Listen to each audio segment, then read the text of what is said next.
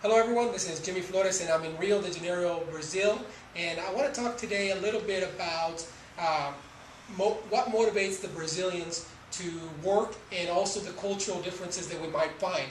Now, I have a colleague of mine and his name is Luis Costa Leite, and he owns a company here, a consulting firm, called Change Management. He has an abundance amount of experience, and he's also a SHRM member, and that's how we hooked up, and that's SHRM for the Society of Human Resources Management. And Luis, I wanted to, first of all, thank you, and I know we've had an opportunity to chat a little bit here, but maybe you could tell us a little bit more about what is the motivation for Brazilians to work? What is that desire that they have, like, to go and find a job and excel? What exactly is that thing that makes them want to work? Well, we have, I suppose, some different ways of seeing this motivation issue. First of all, it's cultural. We are a relationship-oriented culture. This means that people like to meet other people, and when people are together, for sure, there is a natural motivation from one to another. That's a psychological way of seeing, and cultural, basically. The second is what I call opportunities. We have a lot of opportunities as a growing country, and new businesses or even old business that are reinventing themselves in order to keep competitive. So there are a lot of opportunities for people to grow, to work, and to motivate from their jobs. I'm sorry. And I was just want to talk about opportunities. Do you see that many of these companies are providing the training, like when they go to the workforce, they provide the training when they arrive in the company, or do most of the people come already prepared to do the work? According to my point of view, there is a growing effort in training people inside the companies, even if we have qualified people that we can hire. Mm-hmm. Many situations, but companies here are investing very strongly in training their people. The training budgets are getting higher, training programs are more popular. For instance, if you look at project management certifications, they are extremely popular here. Lots of people go to test for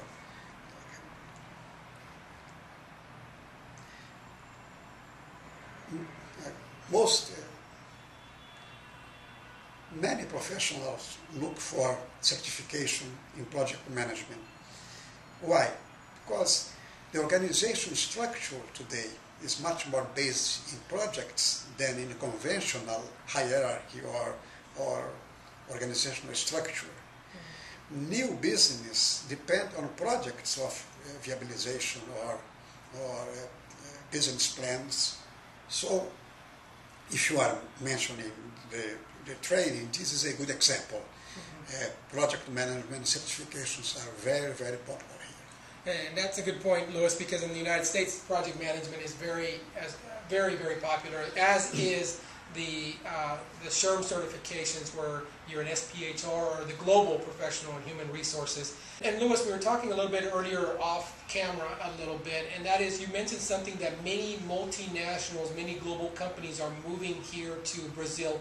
What is that motivation that brings those companies here to your country? Well, just for your information, we have more than 100 multinational companies in Brazil whose headquarters for Latin America is based here. They come to Brazil. That's not new. We are used to foreign companies here for the last 50 or 60 years. Our economy grew with the cooperation of global companies. Second, at this moment, we are growing 8% a year. So it's very interesting for companies to make money here. Third, in Europe, basically in Europe, with the stagnation of the economy, they don't have where to put their excess of money. So they have to invest in some places. And countries like Brazil are a very good choice for investing because the returns are very good. And talking about the investment part, and we were talking a little bit about how in the United States we tend to be very individualistic in nature, and that is most of the time we're promoted because we do well.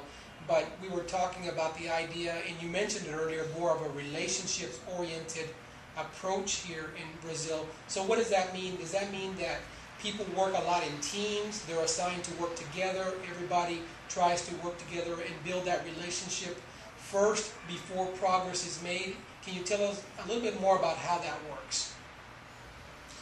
Well, we have a culture based on relationships. That's our historical culture, because the Portuguese, when they came to Brazil in 1500s, they have this characteristic of being relations-oriented. And with all the immigrants we have, when we also got the African people come to Brazil as slaves, so we have this mix of culture that is very good for making relations, because people need to make relations. So we are a very open culture for relationship.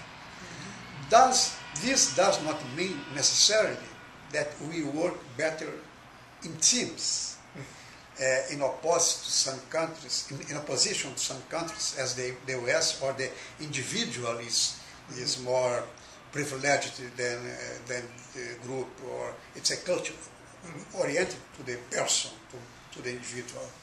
It does not mean that we work better in teams because of the style of management. The style of management, being more paternalistic in historical terms, does not favor teamwork, because all people are related only to the boss, to the owner, to the main shareholder. So working in teams is essential today because of technology. No technology in the world today is created without considering that working in teams is essential for that technology succeed. We do not have any longer an individual job description. The trend that you have a group job description, because nobody knows everything about its job. You depend from other people to get your workmate. So the question of team working is much more today a need of modern times and technology and organizational structure than culture itself. You can see some countries like, let's say, China, where the individual is not so important and everything is more collective. This does not mean that they work better in teams. They are just more collective in their way of living. That's a good point. And one last question, because I found this important, is moving forward. What do you see, Rio or Brazil in 5 or 10 years? How do you think it'll be a player in the global business? What do you see some of the big changes that's going to make Brazil more competitive in the workplace or in the global marketplace? Well, if you keep growing as we are today, the specialists say that Brazil will be the 5th economy in the world. Today we are number 8. So the trend is to grow and to get more space in world competition and new businesses, and because we have some advantages. One of them, that we have a very strong agricultural economy. We export goods. Second, we have a lot of natural resources, as iron and other things. And third, we have an industrial, organized, and very concrete structure. So, as we are diversified, different from other countries, we can grow better because interdependence in business is easier if you are diversified. These are some of our advantages. Yeah, and that's great information. And I'm fortunate today to speak with Louis because he has an abundance amount of knowledge and working in many organizations across, not only here in Brazil, but around the world, and his knowledge was very, very helpful in gaining a better understanding of Brazil and its future growth in the global marketplace. So, Louis, I definitely want to thank you very much for joining me today. Thank you. And we definitely want to come back to Rio very soon. And for JimmieBach.com, this is Jimmie Flores. Thank you very much.